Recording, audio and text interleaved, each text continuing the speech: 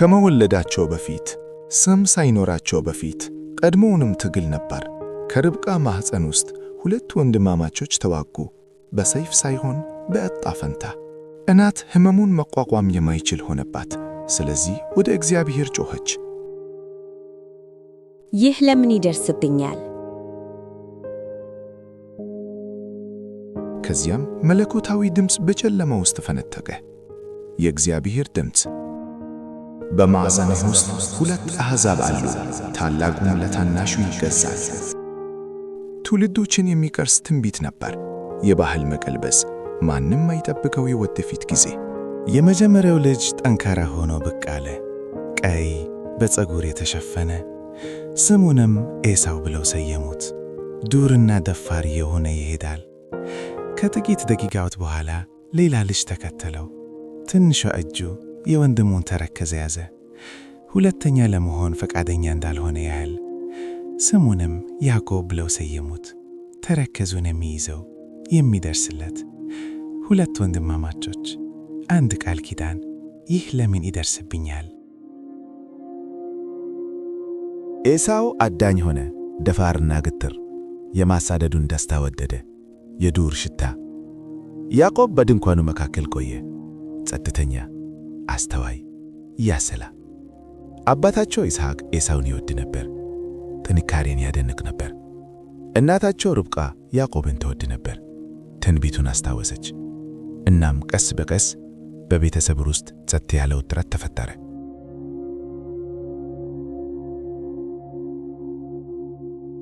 አንድ ምሽት ኤሳው ከሜዳ ደክሞ ተመለሰ። ሰውነቱ ደክሞታል፣ ረሃቡ በኃይል ተሰምቶታል። ወጥ ቤቱን አየ። በዚያ ቅጽበት ረሃብ ከውርስ የበለጠ አስፈላጊ ሆነ።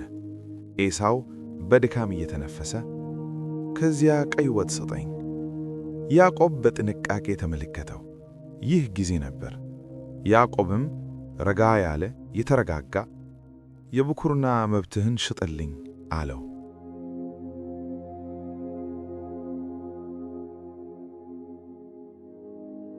የብኩርና መብት ማለት መሪነት ማለት ነው።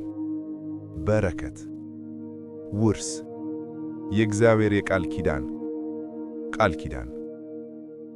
ነገር ግን ኤሳው ባዶ ሆዱን ብቻ ተሰማው።